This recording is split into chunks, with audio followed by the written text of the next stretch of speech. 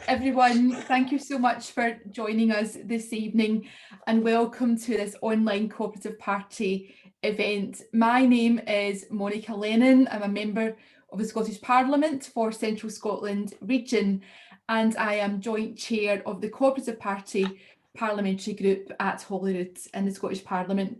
I'm really pleased to welcome you to this Zoom meeting on Scotland's new law that makes it an aggravated offence to assault retail workers. And we're here tonight to talk about why it's so important that this also becomes legislation in England and Wales too. Before I introduce our fantastic speakers tonight, just wanted to kick off this Zoom meeting with a few tips on how we can make it an interactive event for everyone to take part. Firstly, for those of you who may be hard of hearing, we are working with the RNID to closed caption this event. If you want to view this captioning, you need to enable it yourself by pressing the CC icon on the bottom tools panel of your phone or computer. This Zoom call is being recorded. Many of our members cannot access it live, so we will make it available to view via the Co-op Party's YouTube channel. So if you don't want your image to be seen for whatever reason, please remove yourself from the video and go to audio only.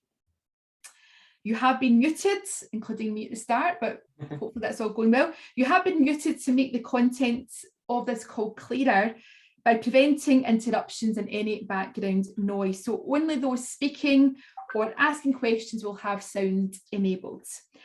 Following the presentations, we will hold a question and answer session. And there are two ways that you can ask a question. First of all, you can click on the icon labelled participants, and that's at the bottom centre of your PC or phone screen. Then click the button labelled raise hand. Your digital hand is now raised so that we are aware of your question. Secondly, you can post your question in the chat box, which is being monitored by me, but also by Richard McCready. So thanks to Richard for his help with that. And when it is your turn to ask a question, I will introduce you and you will be unmuted, hopefully. And just finally on housekeeping before we begin the event, I just want to emphasise that the Cooperative Party believes that our cooperative values should be reflected in our actions as well as our policies. And we want all members and all of our event participants tonight to feel safe and welcome and respected in the party. So please ensure that you abide by this when making your contributions, and we all look forward to hearing them. And now to get to the more substantive point, you know, my colleague Daniel Johnson, who we're going to hear from in just a moment, Daniel, like me, joined the Scottish Parliament in 2016 and is a fantastic colleague and friend, and will be very well known to many people on the call tonight. But Daniel has achieved something that is exceptional. It's not easy being in opposition. Scottish Labour was the third place party in the last parliamentary term, and sadly we continue to be in third place, but we have punched above our weight in terms of legislation and actually demonstrating our values as Labour and Co-op MSPs. So it's absolutely fantastic that Daniel was able to take a members' bill through the Parliament, you know, working with the Co-op Party, working with trade unions, and to get that into legislation. And it really has given all of us a boost, and it's a great moment to reflect on that success as we go into a new parliamentary term next week. You know, I think most of us understand that as key workers, there is a lot that is expected of retail workers, from alcohol and cigarettes to knives and acids. There are more than 50 types of products that are restricted by law, and it is a really sort of staggering amount.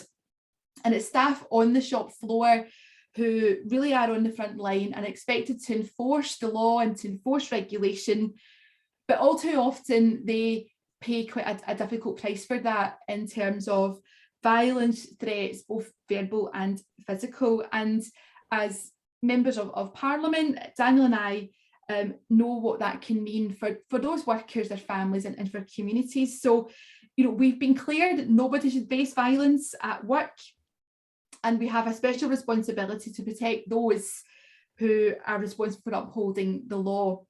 So yesterday was an absolute milestone moment.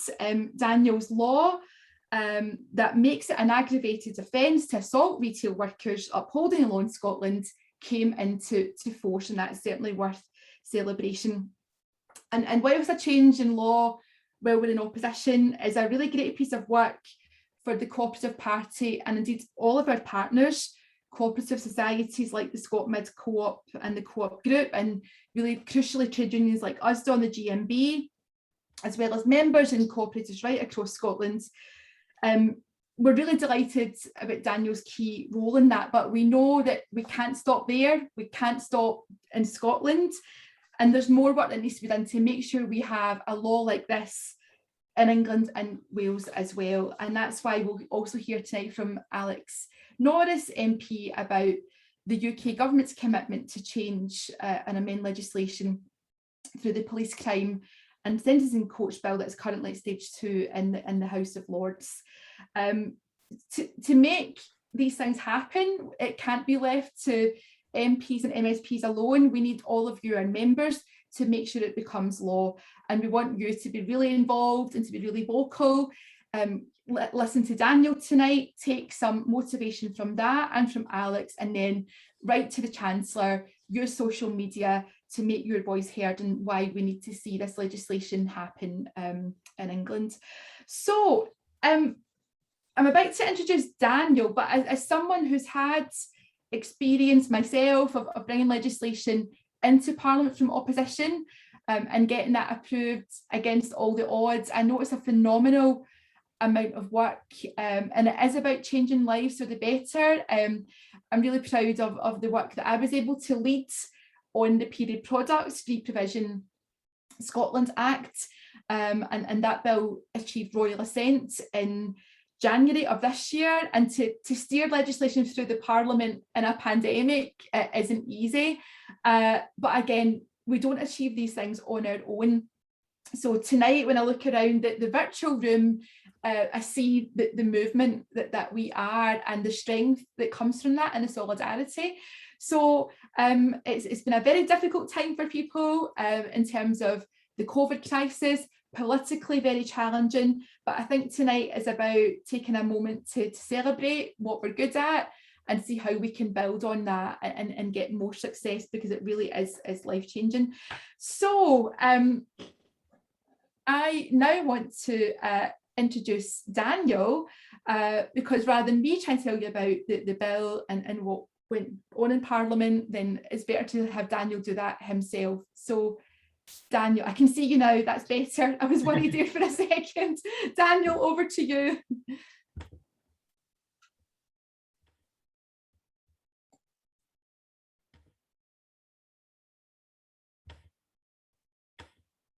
Yeah, great. Sorry, I was saying that the host needs to let me unmute you. So be warned, Richard's in control, I think. So you need to be very nice to him if you want to say anything this evening. Look, first of all, thank you very much for organising this event. It's brilliant to be with cooperators, albeit virtually, but up and down the UK. And there is not even a shadow of a doubt in my mind just how critical not just the Cooperative Party but the whole cooperative movement has been in making sure that we did achieve this change in the law in Scotland. This bill really only was successful because of the broad coalition of support, not just politically, not just amongst trade unions, but also actually from the businesses and critically ScotMid and the cooperative group within that. So, I think this is an achievement for the Cooperative Party and the cooperative movement. And so I think it's only fitting that we're holding this event. And I really, it gives me an opportunity to acknowledge that. And I have to say, it does put me something in a reflective mood, because something substantial has changed. As of yesterday, It is now an offence, a specific offence for someone to assault or abuse a retail worker whilst they're at work. There is a statutory aggravation if that occurs while a retail worker is upholding the law, asking for proof of age, selling an age-restricted item. And therefore, that any sentence passed will have to take that into consideration, because ultimately, what we ask these workers to do is to uphold the law. If they fail to ask for proof of age, they can find themselves fined or indeed imprisoned.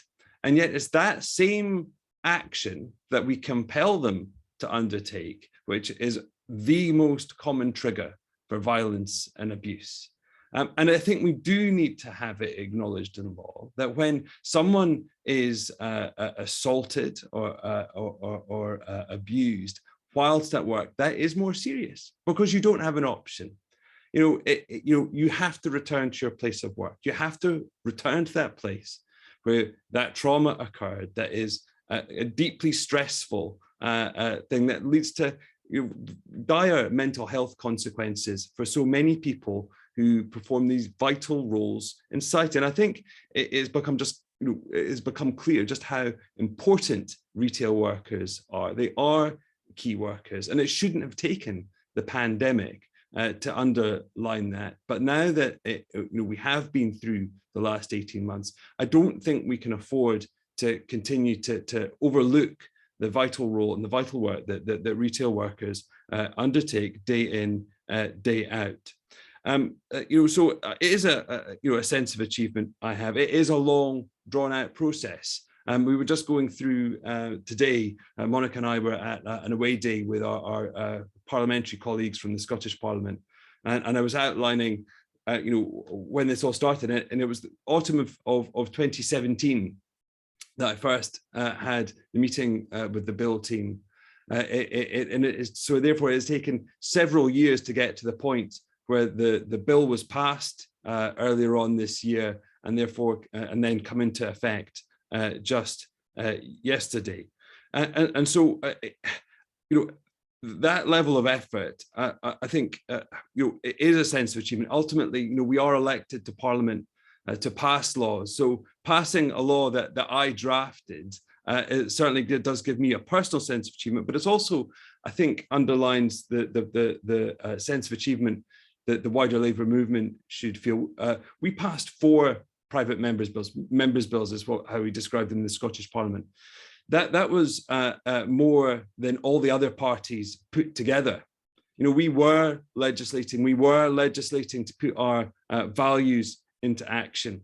And the other thing to point and reflect upon in terms of the achievement, this is essentially the first time the Parliament has legislated in the sphere of workers' rights since we were last in power in 2007. The last major bit of legislation to go through the Scottish Parliament addressing anything regarding protecting workers was the emergency workers legislation that the last Labour administration achieved. Since then, the Nationalists have preferred to point out what they can't do, the limitations of the devolution settlement, painting a picture about what they might want to do in some future state or some future time, rather than getting on with the powers that they've got and the differences and the change that they can make today.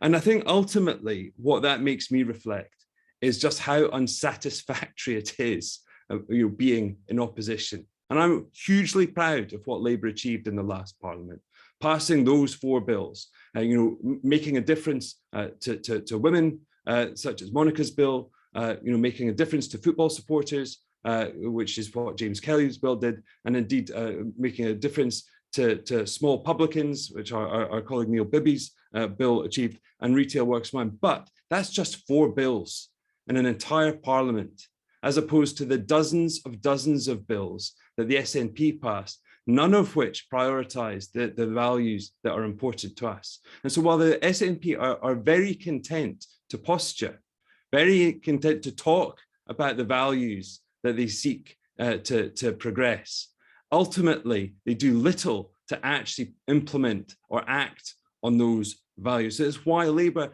has to be serious about getting back into power, so that we don't just pass 4 bills in a parliamentary term, but we are passing dozens of bills that address the needs of day-to-day lives of workers' rights, of equality, of social justice and inequality. Because ultimately, until Labour is returned to power, those things will not be addressed, whether that's in the Scottish Parliament or in Westminster. So we have to seek to return to power, both in Holyrood and in Westminster. But having passed the legislation, we do need to think about the next steps. And I think, first of all, is about implementation. No law is good in and of itself. And I'm very clear what I want to see is, first of all, implementation in terms of the police in Scotland prosecuting or bringing forward charges, and the prosecution service prosecuting. So we will be taking a very close look to make sure that those prosecutions occur, that this legislation is used. And in a sense, that might be ultimately the most useful element of this legislation, because until now, it's just simply not been possible to see in terms of numbers and statistics, whether or not retail crime is being investigated and charged and indeed prosecuted. But secondly, we also, and as Monica has already alluded to, what is critical is that it's not just the retail workers in Scotland that have the protection of the law in this way. It is vital that retail workers across the United Kingdom, throughout both England and Wales, as well as Scotland, have this protection. So I think almost the most important thing to discuss this evening is how we can support Alex. And absolutely, I'd be keen to talk about how we keep raising these issues in Scotland, how we ensure also that the employers do their part in terms of investing in training and systems and security. But ultimately, what I think we really need to talk about is how we support Alex, how we raise this issue across the United Kingdom, build that momentum, which is already there, not just from trade unions, not just from the Labour Party, but retail business as well. And so that the Tories simply cannot continue to ignore this issue any longer. And so with that, I'll hand over to Alex.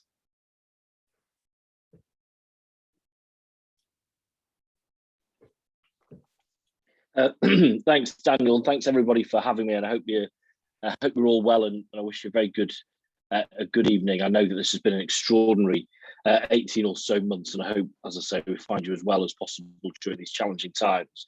So my name is Alex Norris. I'm a member of the UK Parliament for Nottingham North, where I come beaming in live from this evening, and I have been for the last 3 years now seeking to make the same change that Daniel so successfully has in Holyrood, in Westminster, through the same path, through the private members bill path, without success so far. But I'm just going to update you a little bit on progress and where we go next. But I do want to start by saying how proud we are of Daniel and everything he's achieved, in the name of the movement. And I even saw on Twitter yesterday that perhaps it was suggested that the 24th of August should be called Daniel Johnson Day. Now, I suspect, Daniel, that that's an accolade too far for you, that's the last thing you'd wish for. Nevertheless, I think it shows that what you've done means an awful lot to a lot of people, and there's a lot of people going to work in Scotland this morning who know that many of their challenges will still be there, but they've been taken seriously and are now being better protected in their important work. So I think that's a lot to be proud of, and actually I think it says something about Scottish Labour as well.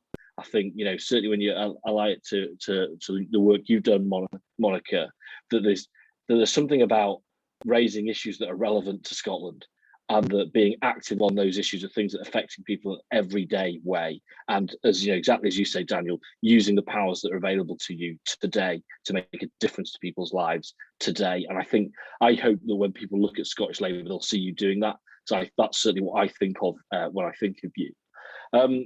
Now, we haven't had the success in Westminster that you've had in Holyrood just yet, but I'm not despondent about that. I mean, first of all, I similarly, certainly over the summer in stock taking mode before we go again in the autumn. And the thing I'm really proud of is the movement that we've built behind this idea. I think the case is exceptionally strong, so I won't repeat that. But the movement we've built, we've united the big retailers with the little retailers. We've united management and staff. We've united all the unions. We've got everybody who knows anything and has any interest at all in retail work is behind this campaign. It's extraordinary, except for one small portion, and that's the UK government. So that's the final piece of the puzzle. What we've achieved there is not inevitable. It's not easy, but I'm really, really proud of it. I think it's a really big platform for us to build on. So in terms of progress so far, I mean, for much the similar ways as Daniel and Monica have talked about, the private members bill process in Westminster is not an ideal route to go. I've raised it twice through that, both in the session before the 2019 election and the session since. Without success in terms of passing it, and not many passed through that route at all. But as I say, it's been a real rallying point and an assembly point, I think, for a growing coalition that I know, I have absolute certainty is a majority in Parliament. So we've made significant progress there. We got very, very close just before the summer recess at the final stages of the Commons on the police crime sentencing and courts bill, where again we had our own amendment, which the government rejected, but also one in the name of a Tory backbench that did the same thing, that had well over the number of signatures it needed to pass. The government didn't accept it at that point, and the choice from the other side of the House was not to press it. And what was secured in lieu was twice a commitment that in the Lord's stages, the government will return to this point. And for me, there's no doubt what they need to do. It's very simple. Daniel showed what it is. So we want to see that in the Lord's stages of that bill, and I'm very optimistic of that. And if not, then we will return to it through an amendment that, as I say, I believe commands the support of the majority of the House of Commons. So, we will need all of our colleagues to stand with us then, and I'll finish up in a second on what you can do to help there. So that is the progress so far. I believe it to be a matter of time. We're not blasé about that, but what we're doing is working, and if we keep doing it, it will work. Now, yesterday was an extraordinary staging point for that, in terms of Daniel's bill coming into law, because it matters for a couple of reasons. Firstly, it shows this is a sensible idea. This isn't just something that someone's come away with. I've come back and said, oh, wouldn't that be great if such and such happened? This is something that's been considered, debated, discussed, and is now the law of the land in Scotland. So that already is a credibility point in our arguments. But secondly, it will start to prove the concept. On a day in, day out basis, we will be able to talk about what is happening. So that's really, really big for us, and something we will be certainly seeking to build on. So where do we go now? As I say, we will be seeing this again. We will be seeing this again, I believe, at some point during the autumn. I have no doubt, unless the government's amendment in the Lords is a good one, then there will be another amendment in the Lords that we will need to build support around. What you have done so far, and I particularly talk about Co-op members when I say this, is to be organised and to show your strength of feeling on this. And whether it's been things we've been asking you to share on social media, whether it's been writing to your member of Parliament, emailing your member of Parliament, you've always done that. And I always think, looking around the Zoom tonight, as I see, colleagues I know and colleagues I may not know, but I look around, I see a big geographic cover of the four nations. So we're going to need that to happen again. And at the right moment, we'll be asking you to do it. And you've always have. And it was great pride. And this is my reading of history, and I remember it very fondly. But when we were desperately trying to get USDAW's important freedom from fear petition over the 100,000 threshold to secure a parliamentary debate, it was, when we really put our back into it as a co-op membership, we surged it almost overnight. It was just before Christmas, and I was so proud to be a co-op MP at that point, because that's our movement once again standing up for retail workers, with of course our profound and very special connection to retail. And that was us showing, as always, that we're there and we're campaigners and we're going to deliver on this issue. So that's where we are. As I say, I wish that we were in a slightly more celebratory mood and we were we were in the same position as Daniel's got Scotland to. We're not yet, which means we have to keep going. And this is us. This is what we do. I'm very optimistic about what comes next, and of course happy to address any issues of tactics or whatever. And what I would always say to colleagues in conclusion, if you want me to come to your party councils or to your branches to talk about this campaign, or to talk about, I'm a shadow public health minister as well, and I'll talk public health with anybody, please do invite us. I think it's a really important part of building our movement.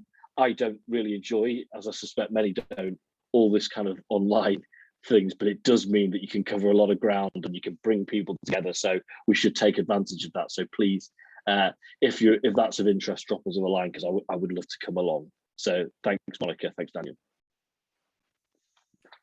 Thank you so much, Alex and Daniel. I mean, I think we can see here that we've got two parliamentarians in two different parliaments, but both determined, tenacious, and absolutely listening to you, our members. And it really is a chance to show not just the Labour Party and movement, but the Co-op Party and movement in the best possible light. So I think, Daniel has shown what is possible.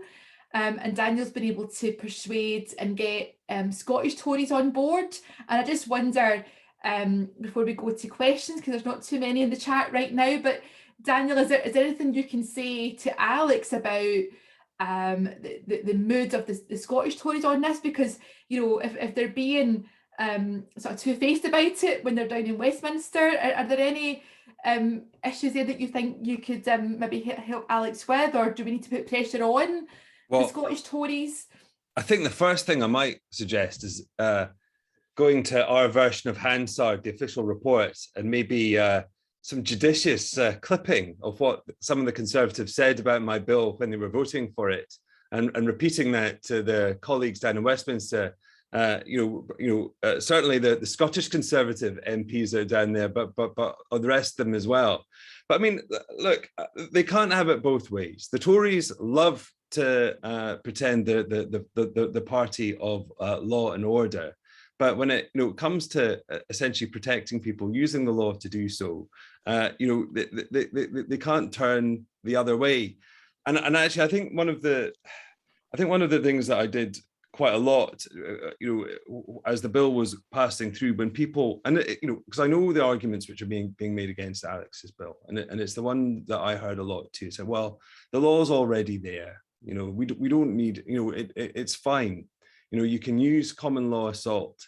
But then I just read out, I like reading out the section of the Police and Fire Reform Act, which provides a specific protection to police officers from assault and from abuse. And I asked them, well, I assume that they'll want to remove that from that legislation if they think that all you ever need is common law assault. And that tends to stop people in their tracks pretty quickly. In a sense, I think that there are some acts which are so serious that they A, require specific offence, and secondly, require statutory aggravations. And the reason that we do that is both to underline that seriousness, to ensure that people get stronger sentences, but also I think to acknowledge that when people are upholding the law, that they deserve the protection law. That's why you have specific protections for the police, for tax inspectors, for border staff. If the Tories are serious about law and order, they should just get on with this. It'd be pretty straightforward to insert this into the next criminal justice bill that they get put through Westminster. There tends to be one of those a year or something, or thereabouts. Get on with it. That's what I'll say to them, not Alex. Sorry, Alex. No, I don't. Yeah, absolutely. Yeah. Important clarification. Now, I did see a virtual hand up. I think it's gone back. It's back up again. Malcolm, do you have a question? Yes, thank you very much indeed. Daniel made a very important point when he said Labour has to be serious about getting into power. And I agree with that, but I think it's probably fair to say that Labour would say they are serious. But my question is, what do you think, Daniel, Labour has to be doing that it is not actually doing now to get into power? Wow. Well, look, I mean, I think that requires an evening meeting all to itself. But look, I think there is something in terms of what we're looking at today. I think that Labour at times in recent years has become very theoretical. I mean, you know, no one would question that we're serious about our values, but it's a bit difficult to understand what that means. And to my mind, you know, I think we need to provide, first of all, recognize the reality of people's day-to-day lives, of their working lives. I think give air and voice to those issues, the stresses and strains, the complexities, and indeed issues that people face, and come up with practical and understandable solutions. And that's where I think, you know, in a sense, hopefully this fits within that. You know, the retail is the largest source of private sector employment in the economy. The issues that Alex and I are seeking to address through this sort of legislation are a daily reality for many people, and I think that that's what we need to be in the business of. Direct, pragmatic solutions to the issues people face in their day-to-day lives and their working lives. You know, I've always been a big fan of that quote Labour has more in common with Methodism than Marxism, and you know, I think, you know, there's something in that Methodist approach, in my view. Mm-hmm. Alex, do you want to add to that before I come to Eleen with her question? Yeah, I think so. I mean, I think that a lot of what we're talking about already models what we need to make sure that as a Labour Party we are conveying on a daily basis, and that's that the things that we're interested in and the things that we're scrapping for in Parliament and Scottish Parliament, in our councils, in our community campaigning, are the issues that are relevant to everybody's lives. That they look at it and think, yes, that's the change I want to see in Britain too. You know, all of our great success has been the application of our wonderful, timeless, traditional values to the context of the day.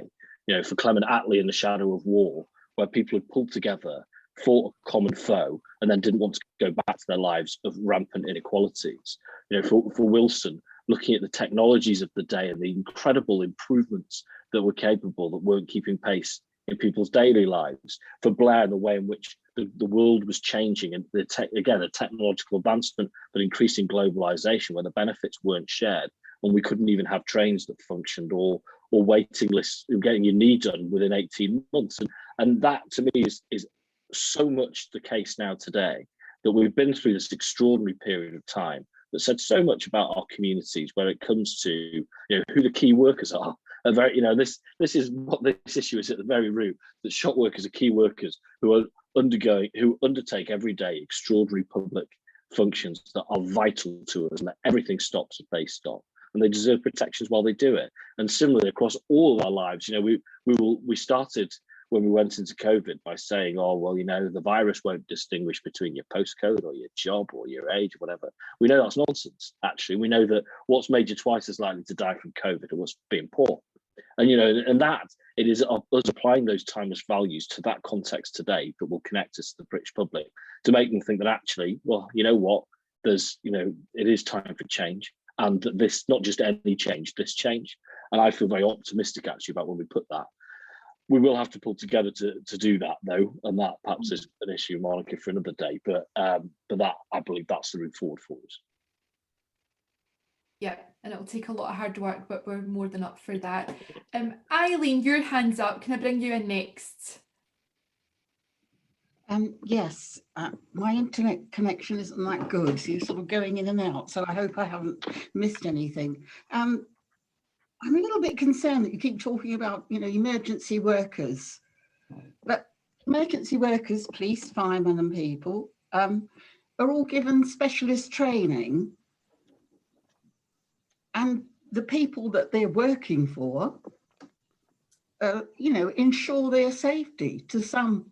And I'm just wondering whether the stores are in fact giving their staff training. I can remember a few years ago, I went onto the co-op, the cooperative retail site, and they were talking about, you know, shop workers being abused. And I said, had they thought about conflict resolution training, you know, which hospitals use, and obviously people in the police force, you know, with these CSOs and things.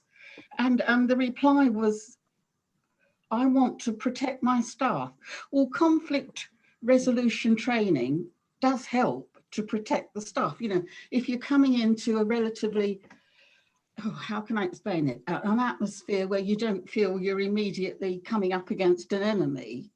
And I mean, if these things are happening in stores where there's, I don't know, where they're suffering from austerity, you know, I'm just wondering whether the store managers, in fact, concentrating on the cooperative retail, whether their staff are being given the support they need. And I don't actually feel that retail workers should be being asked to deal with members of the public that are liable to be violent. You know, you should have some specialist person there, security on the door maybe, in a very pleasant way. So, you know, I've got a few reservations here. I don't think just pushing a bill through, because in these times of austerity, there's an awful lot of people that are under severe pressure. And I'm just wondering if, you know, the attitude of the staff, whether the staff are being looked after properly and given the proper training. So that really is all I want to say. Thank you. Thank you, Eleen. What I'll do, I think I'll come to Daniel first and then back to Alex. But Daniel, the points that Eleen made, are these issues that were raised with you during the scrutiny of the bill? What were you hearing from people on the shop floor? Yeah, so look, I mean, Eileen's absolutely right. You know, and I said it in my remarks at the beginning. The solution to this isn't just about a change in the law. You know, we have to put pressure on employers as well. And you know, I think you do occasionally hear some pretty poor excuses from employers about, well, you know, CCTV is too expensive and we don't have time for training. And absolutely, those things have to be put in place. You know, I think that staff have to have training.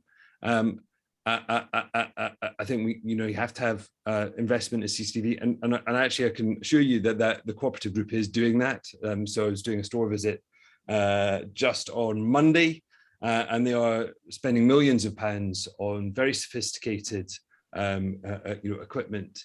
But I would say, first of all, there's a pretty sad reality is that about 2 out of 3 incidents that are reported are not being followed up by the police. And there's all sorts of reasons behind that. But I mean, again, this legislation will help because I think we'll put pressure on the police to ensure that they are following that, because there will be statistics that come out of this showing how many times that the legislation is being used. But ultimately, I guess I would say this, is that I don't want actually staff to have skilled backgrounds in conflict resolution, because I don't think retail staff should have to put up with violence or abuse at work at all. I mean, I really think we should, I mean, and I'm sorry to put it as plainly as that, but everyone has the right to being safe at work. And I don't think it should matter whether or not you're working behind a desk or a shop counter. And actually, I think that is something that we have to put very clearly into law. My one regret with my legislation is that I couldn't make it more comprehensive. I think every public-facing worker should have this clearly established in law, and so that we keep public-facing workers safe, and we articulate very clearly that it's not acceptable. Because the other sad reality of the situation is that just about on any measure you look at, any survey, this is a problem that is probably about 4 to 5 times worse than it was 10 years ago. This is it's a problem that is seriously escalating. So absolutely, we must put pressure on employers. We must put pressure on the police. We must provide equipment. We must provide training. But we do need a change in the law. Yeah, thanks, Monica. I mean, I'll never miss an opportunity to to criticise bad bosses and to call out bad practices on behalf of staff who, you know, have very unequal power balances and need us to do that. This actually isn't one of those occasions. I think I completely recognise the characterisation that you had, but I would say that things in the last 18 months, 2 years have moved on significantly. I think it's a point of pride that it's the Co-op group at the very vanguard of that, of investing in in their campaign time, but also physically in things to protect their staff. So whether it is training on interpersonal ways of trying to diffuse conflict, or training in the tech to try and, you know, I also did a store visit to a local store in my constituency, and the ways in which they've made it so easy for the police. You know, here is the tech so that, you know, the CCTV, you don't have to come in, you don't have to download it. We'll clip it, we'll send it to you. You know, I think they are doing their bit. The gap in the fence is that at the moment, and, you know, Daniel touched on the popular refrain that, oh, the offences already exist on the statute book. The problem with them is that they're so diffuse that the police don't, you know, really know how to get the best out of them. I don't think anybody does. But also they don't act as a deterrent, because the reality is none of us want, you know, there's no great pride in more people going court, more people going to prison. You know, those things, if they have to happen, they have to happen. But in reality, we want to deter, and a consolidated offence is the most effective deterrent that we could have. And then just to finally, you know, the point that you make about, you know, kind of why does this happen? Because I think that very few people actually really want to go in and give anybody else a hard time. Why is this significantly on the rise? You know, we could talk about this all day, but it is no coincidence that in a community like mine that's seen a decade of, you know, drugs and alcohol services being hammered to the point where they barely exist, mental health services being so massively oversubscribed, people, you know, pushed on poverty wages or no wages at all. Of course, you know, that is a cocktail that leads to violent crime, and we've seen that an increase in violent crime of all types over the last decade. And, you know, I've no doubt that under a Labour government things would be much better because those services would be available, because we'd have early intervention activities that mean that people are less likely to fall into the challenging circumstances that perhaps drive this. But in the meantime, I think we've got an obligation to put those protections in place. I believe strongly the retailers are doing their bit. I think it's now time for Parliament to do its bit. Thank you, Alex and Daniel. So there's a couple of hands up and someone in the chat has a question. So I think we'll be able to get everyone in, but is there anyone else who has a question? If so, either raise your hand or indicate in the chat box. So I'm going to bring in John and then Tony. So John, you're unmuted. Hello, if I'm the John, because there's lots of Johns, I'm from Hampshire Co-op Party, and I've been a manager and a director in a number of cooperative societies over the years. What interests me is the fact that what Daniel said is right. Nobody should have these problems at work. And I can tell you, in the past, nobody did.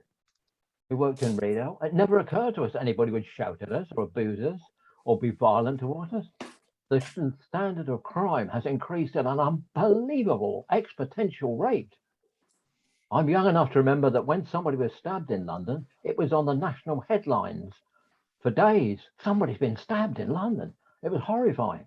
But now people are stabbed by the dozen and killed in London. When it comes to our own retail operation and the police and the fire and the others, there should be no question they should live under fear of attack. Somebody goes into a retail shop and wants to buy an alcohol, and there should be no question that someone's going to shout or abuse them. Where I think the important thing is, and I thank you, Daniel, for passing the legislation, what goes with this is sentences. Why do we have so much crime? Because in most cases, people get either no sentence, not prosecuted, or minute sentences.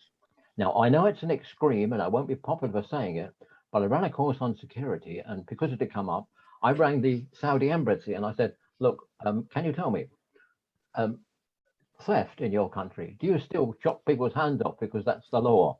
And he said, well, yes. I said, do you have any shoplifting? And he said, what shoplifting? No, when the sentence is sufficiently severe, and I'm not suggesting chopping people's hands off, please don't misunderstand me on that. But I am suggesting that if we know we catch a shoplift, we say, sorry, that's going to be if you're caught, that's going to be a month in prison. Perhaps we'll suspend it for 10 years, but you know darn well that you're not going to shop a gift again. Now, can we put this legislation? Can we not give the judges and other people, the magistrates, options?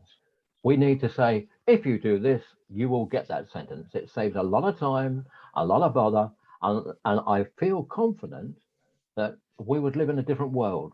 Nobody was unkind to policemen when I was a boy. The policeman was the people's hero. So sorry, that's a long answer. So that's my question. Does your law have effective, real deterrent sentences? Thank you, John. Because we're in our last 10 minutes or so, what I'm going to do is ask Tony to ask his question, and then I can come back to our speakers. Tony. Okay, thank you very much, Monica. My name is Tony McMullan. I'm chair of the Co-operative Party in Northern Ireland, and we very much welcome Daniel's bill in Scotland and wish him well. And we follow closely the work that Alex and his colleagues have been doing in Westminster. But I did notice earlier on when mention was made about the Scottish bill that it was said that this might be replicated to Wales and to England, but there was no mention of Northern Ireland. I fully appreciate that we're in quite unique circumstances in that because the Labour Party doesn't contest elections here, we don't have any Labour and cooperative MPs or MLAs, but we do have lots of co-op stores, and indeed there are all the other stores, Sainsbury's, Marks and Spencer's, Asda, Lidl, and a whole plethora of small stores. So we have lots of shop workers who need protection. So what I would like to ask is, obviously we can't have any Labour and co-op people putting bills through the Northern Ireland Assembly, but our shop workers still need protection. So has anybody any ideas of how that might be done? Could we work through other parties like the SDLP? We used to have an all-party group of cooperatives at the Northern Ireland Assembly, which was chaired by a Green MLA, but it sort of isn't really operating very successfully now. But it's really, we want the protection that's in the Scottish bill to go to our workers, and it's how can we do that? Great to have you here tonight, Tony. Excellent points that you've raised. I'll come to you, Daniel. Great. So we'll look, in order to get my bill passed, I needed to work with people from all parties. I had extensive discussions with literally, a number of MSPs from every single one of the other parties in the Scottish Parliament. And I'm quite clear that every worker should have these sorts of protections. So I'll continue to talk to people of any party that's interested in talking to me.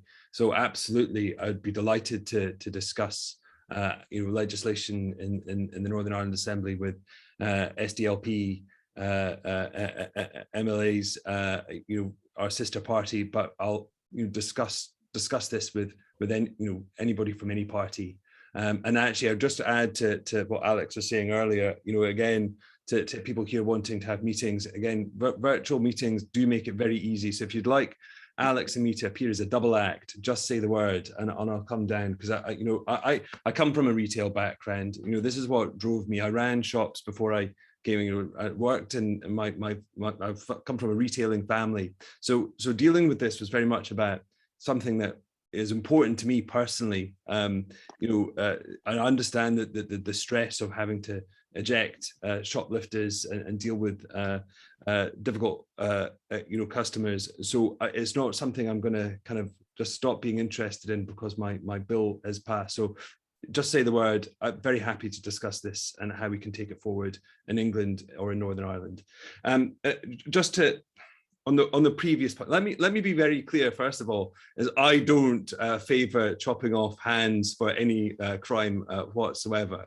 However, I take the broader point. Why is this happening? And I think it follows on from something Alex was alluding to, is that we've created a situation where I think people think that it's fair game in retail. The police, for a number of different reasons, have decided it's either too complicated or not appropriate. I mean, one of the things I've heard directly from the police is that they don't respond to retail crime because the value isn't high enough, because the average value of goods stolen from a retail store are less than £200. Now, can you imagine the uproar if the police said we're only going to attend burglaries if the value of the goods stolen from the household was more than £200? It would be a non-starter. I think the reality is, rather than about the seriousness of the penalties, what we actually need is swift and efficient response to the crime itself. Absolutely, in the Act of Parliament that my bill brought about, there is a statutory aggravation, so that will require sentences to take these issues more seriously. But actually, what I think is more importantly is that we see a swift and efficient response from the authorities when they occur, rather than essentially locking people up and throwing away the key. I certainly don't recommend that. Actually, we could have, again, another whole meeting about alternatives to incarceration, which I'm very interested in as well, but that is another meeting. And we only have 7 minutes left. I want to bring in Saxon, but briefly, Alex, come to you to address the most recent points. Yeah, so very briefly then, I mean, I think first of all, on John's point, is the entire point of the bill is that it's a sentencing, it is a sentencing thing. It's about giving magistrates and judges the right tools to properly to apply the right punishments. I think that's the right thing to do. I mean, I personally, I'm a big believer that actually short-term prison sentences are not the right things to do. That actually, if you're dealing with substance abuse issues, there are better community interventions. What we're talking about here are serious violent crimes, and those do require clearly custodial sentences. I think that's the right thing to do, and without, as Daniel says, getting into a whole evening's worth of kind of debate on prison reform. And then on Tony, I mean, my aspiration is a Four Nations aspiration. I'm very conscious that the work that you do personally and that members do in Northern Ireland about to keep the co-op flag flying. So again, very keen to work with you. We work with SDLP colleagues all the time. There's no route generally to getting these things through without creating a broad-based coalition. So what I would argue is that what Daniel's got is a pretty good template of what to do. So, with that already there, the question is then just to build the support around it. So I'd be very happy to work with you and your members to try and do so, because as I say, it's my aspiration for everybody. That's so encouraging to hear, and you've got the offer of Daniel and Alex, the double act. And when my period products bill was passed in Parliament, again, there was a queue at my door virtually, including colleagues in the SDLP and also campaigners from Homeless Period Belfast and beyond. So we don't want to just keep our success in our own borders. It absolutely is about sharing that success and developing that. Right, we've got one last question, and I suppose we'll need to keep our answers brief because we do want to finish at past. So Saxon has a question. You may need to unmute, Saxon. Yeah. Hello. Yeah. Thank you. I'm very interested in the last discussion, because one of the things that concerns me is that we may be criminalising a lot of very young people, and we do want to be more constructive, I think. I totally agree. No worker should have to put up with this.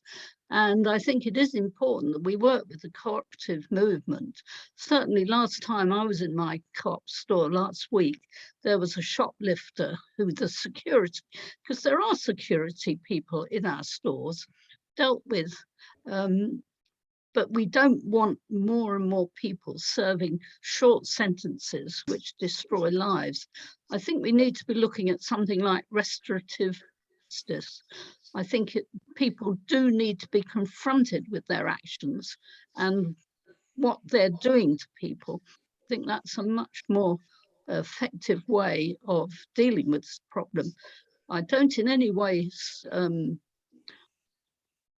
I really support this legislation, but I do think we need to think very carefully about how we actually deal with perpetrators.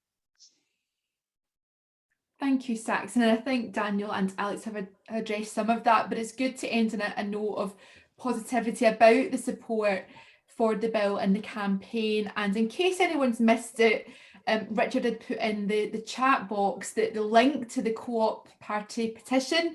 So if you're feeling motivated by what you hear tonight, then please do sign and share that on social media, send it to your friends and neighbours, because it's really important to keep up that visibility. Just going to come to Daniel and Alex just for basically final reflections. You've got around a minute each. So Alex, I'll come to you and we'll end with Daniel. Yeah, I mean, just to say on Saxon's point that what we're proposing gives a better and more consolidated maximum to judges and magistrates rather than minimums, doesn't take community interventions away, which we would always want to be the start, certainly with youngest people. But what we're saying is that when people can commit serious acts of violence in a workplace, there ought to be better protections for those who are on the other end of it, and that's very much what the campaign is. But beyond this, we are so proud of what's happened in Scotland. I think it shows our values in action. I think, as I say, I know from talking to retail workers that it makes a big difference to them to understand that they're being taken seriously and their concerns are not only being heard but are actually being acted on too. And yesterday was such a big staging point, but there's more to go. So just to say to friends and friends on a call, we will be calling on you again. We will need your help again. We'll need your activism again. But I think if we do, we're going to do something really worthwhile. So thanks very much for your time this evening. Daniel. Thank you, Monica. Well, look, I mean, I think that there's probably not much more to be said other than thank you. I do feel immensely proud of what we have achieved together. We have made a difference to the working lives of thousands upon thousands of people that work behind shop counters in Scotland. So thank you to the Co-operative Party, the wider cooperative movement. It quite simply wouldn't have happened without that collective action and collective focus. And I'm very clear about that. And look, let's all work together to get behind Alex's efforts to make sure that this legislation gets enacted at Westminster as well as Holyrood, and indeed in Northern Ireland as well in due course. So thank you very much. Thank you, Alex and Daniel, and thank you everyone for joining us this evening. We really do need to make this happen in England and Wales, and of course in Northern Ireland. For information, the Co-op Party is hosting a series of Wednesday evening Zoom events this autumn. So if you are keen to find out more about the ongoing work of our politicians right across the UK, do check the party's Cooperation Live page on the website, and the link is in the chat. And you've got the link to the petition also. And finally, do remember that the team at Co-op Party headquarters are there to support all our members. So do reach out if you'd like more information or advice. And thank you from me, and keep safe, everyone. Thank Thanks. you.